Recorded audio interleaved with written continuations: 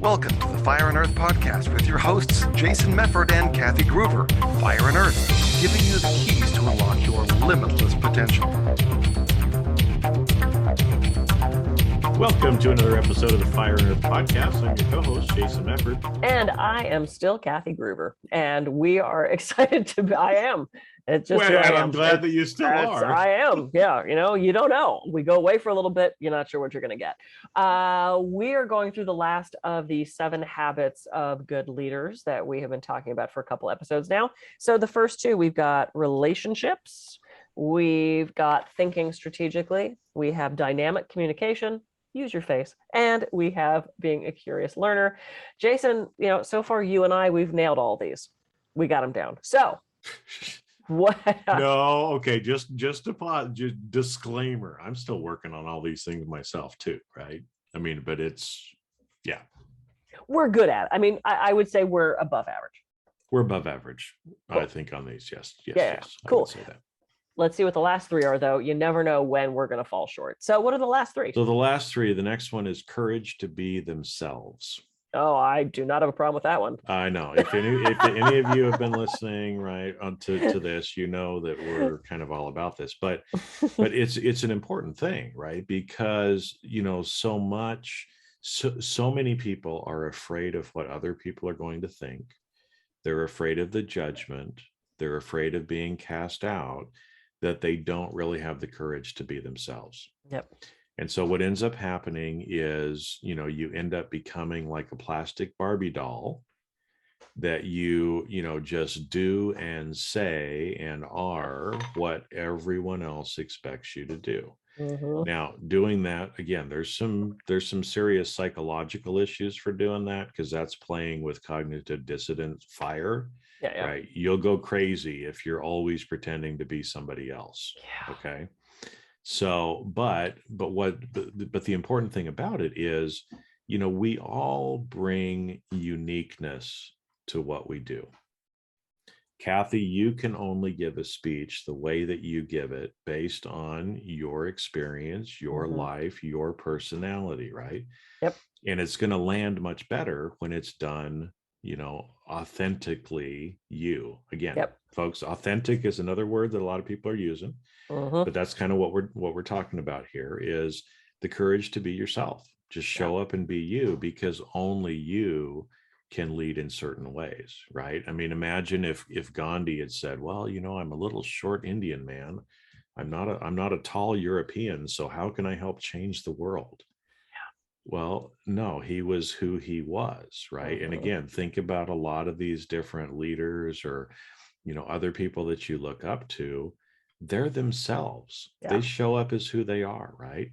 We know who they are. We appreciate their honesty, their authenticity. And, you know, I can say something, you know, 20 times to you, and Kathy can say it 1 time. I'm just making this up, right? And the 20 times I say it didn't land. But Kathy says it 1 time in the way that she can say it. Yeah. And now you get it. Yeah. Yes. So one of the habits is the courage to be yourself. Yeah. And not be afraid to do that. And I use courage on purpose, because it takes courage to actually do that. And also to go back to, you know, we try so hard to morph ourselves into what other people want us to be. Sometimes that's a perception. It's a perception of what we think we want other people to be. So, for example, when I finished my PhD, I was like, okay, I have to be really serious now. And I made my website very serious. I'm a corporate speaker, and I'm a Dr. Kathy Groover. And I changed my headshot from the really fun, like outdoor one to, it wasn't that, because I hate those pictures, but it's like I started to change everything. And finally, one of the radio guest list kind of things that I was on, the guy's like, so I noticed you changed your picture, and you're like, you kind of changed the, like, what's going on? And I said, well, I have a PhD now. I could almost hear him on the email go, oh, okay. Aren't you still Kathy underneath? It made no sense. And it's funny, because when I started to put the red in my hair, my then at the time husband goes, why are you doing that? And I said, because I've always wanted red streaks in my hair. And he goes, oh, okay, Dr. Kathy Groover, you think they're going to take you seriously when you show up at Google to do a talk? And I said, yeah. Because this is not a reflection of I'm a bad speaker. This is not a reflection of I don't know what I'm doing, or, it's like I didn't get face tattoos and put spikes through my face. It's like it's a red streak. A lot of people have these now. So it was his perception of, are they going to deem you not professional because you've got a streak in your hair? 20 years ago, maybe, not now. So it's like, this is my way of just throwing a little bit of self-expression, and it lets people know I'm fun. I'm a little bit offbeat. I'm a little bit quirky. This is the perfect expression of who I really am. Even though my headshot I'm smiling and stuff, but they may see my credentials and then the picture and go, oh, okay, she's a bigger, well-rounded person than we thought. So yeah, express yourself. Find a way to do that. Well, and it's becoming more acceptable now, folks, too, right? I mean, again, for a lot of years, we were all afraid to let our freak flag fly.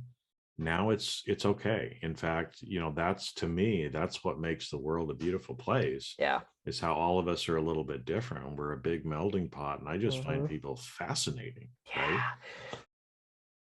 This is why I love the conversation we had with the dominatrix. If you guys haven't heard that episode, we just sparked your interest there, because it is about, tapping into who you really are, finding a way to express that, finding the strength and the courage to just be who you are. And that's why I love that episode. So yeah, okay, so be yourself. We got that down. Be yourself. Got it. The next one is leading from the inside. So I think we've already kind of done an earlier episode here. I've done some on my Jamming with Jason podcast already about this too, but it's about the whole idea that, and this kind of ties in from the courage to be yourself as well. Yeah. There's a lot of times a perception that you have to act, dress, and do things in a certain way. Yeah. That's just not true anymore. Okay. And what ends up happening so much of the time, especially in corporate America, is people are taught to be leaders that command and control other people, that use fear and punishment to get people to do what they want. Now, the roots of that go back to the military. It's especially since the Second World War. You had these millions of men who fought in the war come home, and that leadership training that they had in the military got translated into the organizations. Corporate. Yep. And so it was I'm the general, you must obey my orders kind of a thing. And, honestly, it probably worked okay for a lot of the people that were familiar with that. Now, I don't know when they got rid of the draft here in the US, but the percentage of people here who have had military service, much, much lower, right? So again, that kind of command and control leadership doesn't sit well with most people. Yeah, it's not the culture anymore. They don't want that. No. It's not what's expected. And in fact, so... And what I find too is that, again, it's not how you dress. It's not how you look. It's not the title that you have. It's who you are from the inside out. Yeah. And so again, if you want to be a more powerful person, you've got to work on yourself, right? That the Gandhi quote, be the change you want to see in the world. Yes. I love that idea. But again, how does that start? He's not telling you to go do things, right? He said, if you want to change the world, what do? Be the change. Yeah. He's not telling you to do anything. He's telling you to be a different person. Yeah. And so that's why these habits are those kinds of things. This is how you be a different person. Yeah. You're more authentic. You're caring. You're emotional. It's okay to do that, right? To have emotional intelligence and to use that and to have that power come from the inside out. So I usually use the analogy of, pick a dictator or think of a third world country dictator versus think of a monk. Yeah. Two different kinds of people, right? Who do you want to follow, the dictator or the monk? Yeah. And again, not religion aside, that's not what but right. kind of the difference of the people, right? As far as who you would want to have lead you and who you would want to follow as well. Yeah. And I think to go back to the whole like kind of authoritarian boss is, I think one of the things that was missing then was that humanity, that instinct, that intuition. And, to me, if you just said to me, lead from the inside, to me, that is this sort of like intuitive, compassionate, empathetic kind of leadership, as opposed to blah, blah, blah, blah, blah, blah. So that's when you said that. That's kind of what came to me. Well, good, because that's exactly what I was intending too, right? Yeah. Is that more of it comes from your intuition, and your feeling. We have a head, we have a heart, we have a gut. Thinking, feeling, doing, right? And so we have to balance all of that as well. And so intuition and leadership is becoming much more important. And again, there's certain work you have to do to create that internal power source. It's also the same as external power versus internal power. Which again is the monk versus the dictator. So cool. Woohoo. All right. That was 6. All right. So one more. Should we tease it? No, we should do it now. Well, I think we have time. I think we have time. We've already strung it out for him over 3 episodes. We're like, give it to me, damn it. We have a lot to say. Patience, people. Patience, my people. And it's not patience is not the last one. But that is a good virtue. It is a good one. Yeah. Okay. So what's the last one? So the last one is ask for help. Oh. So again, you'll see that there's kind of some tie-ins on some of this other stuff, but and especially from a curious learner perspective, right? I mean, if you are a curious learner, you're probably going to be asking for help. But what I find is, especially the higher up we go in organizations, let's say, the more education we have, the less we feel like we need help from others, or I can figure this out. I can do it on my own. Yeah.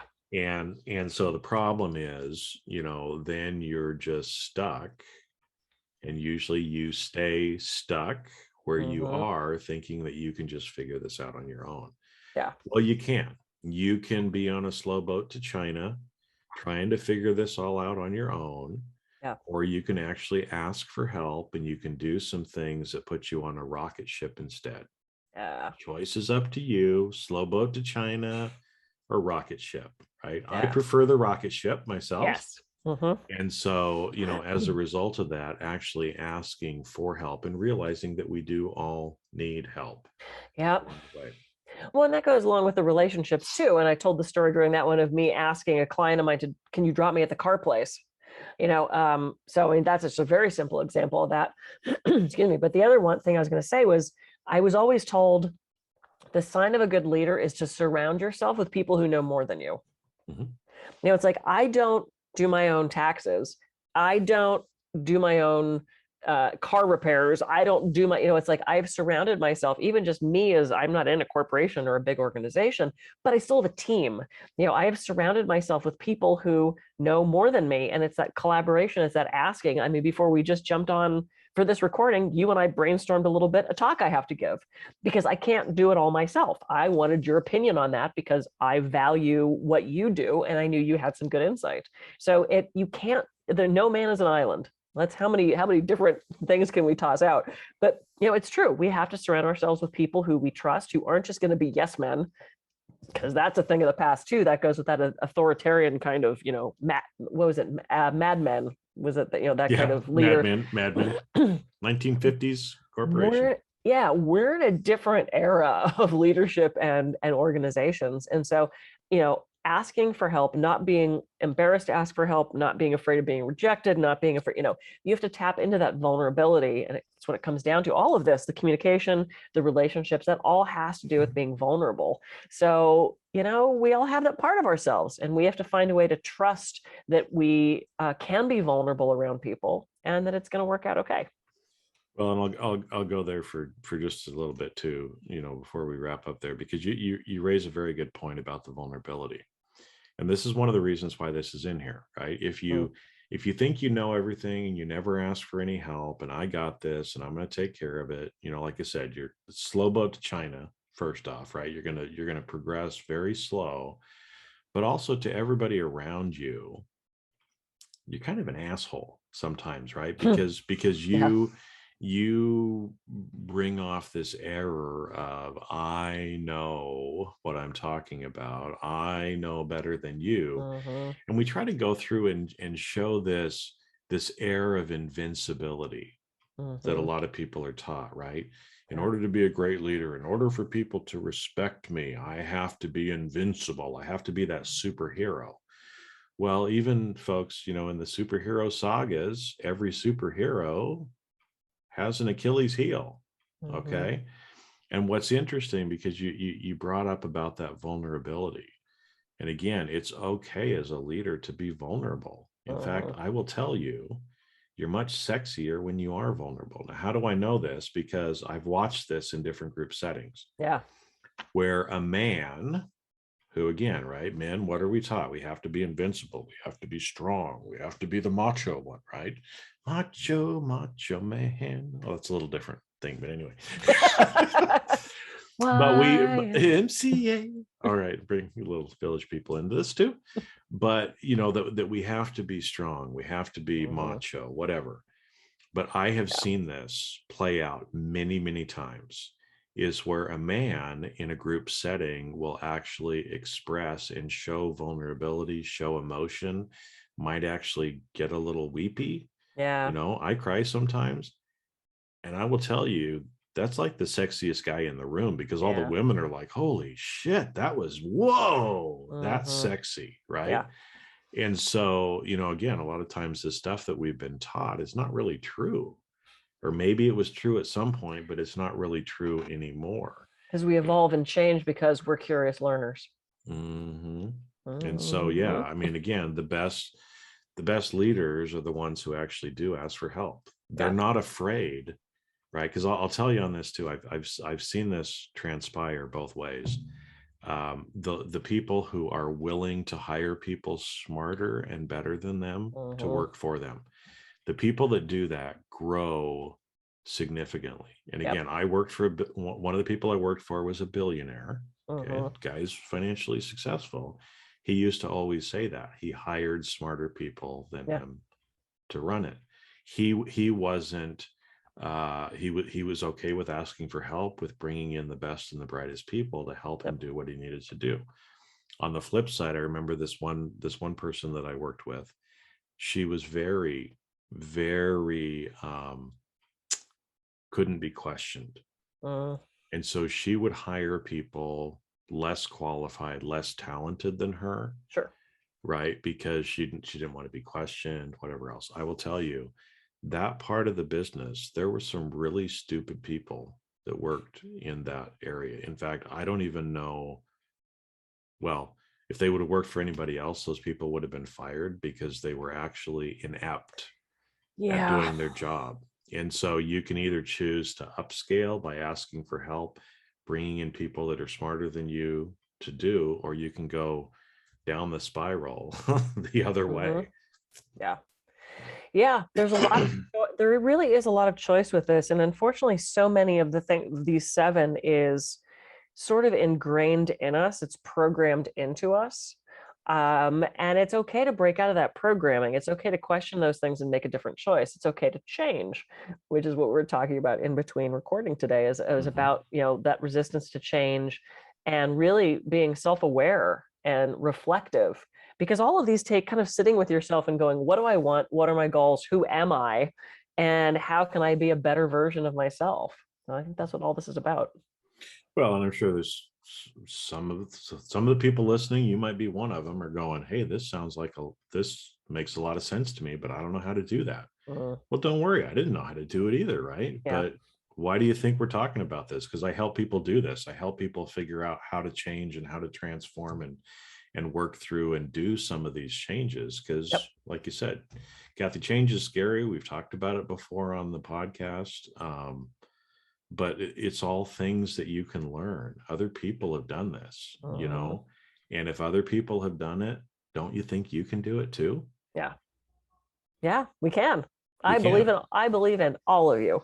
Yes. Yay. Cool. Oh my gosh, I love this. This was such a great idea to go through these 7. So to recap, relationships, think strategically, have dynamic communication, be a curious learner, be yourself, be your authentic self, lead from the inside, and ask for help.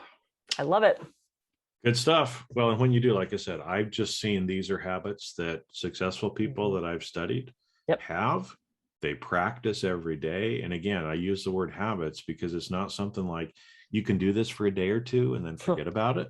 It's like these are habits that you have to develop and work on every day, every week, and do them constantly, to be able to stay successful in whatever it is that you're doing, whether that's your personal life. Again, all of these things would help you in your personal relationships and life as well. Absolutely. And don't we need to keep those strong too? So this has been so great. I love this. I love this little series. So yay. So everybody go out, start to make these changes, really look at yourself, hold up that mirror and see how you can make changes in your life for the better. Talk to Jason. He's got a whole program on this. So, head to your site and you can figure out how to do a little more deeper dive into all this. And for now, I'm Kathy Groover. I can be reached at kathygroover.com. And I'm Jason Mefford. I can be reached at jasonmefford.com. So go out, have a great week. And we're going to catch you on the next episode of Fire and Earth Podcast. See ya.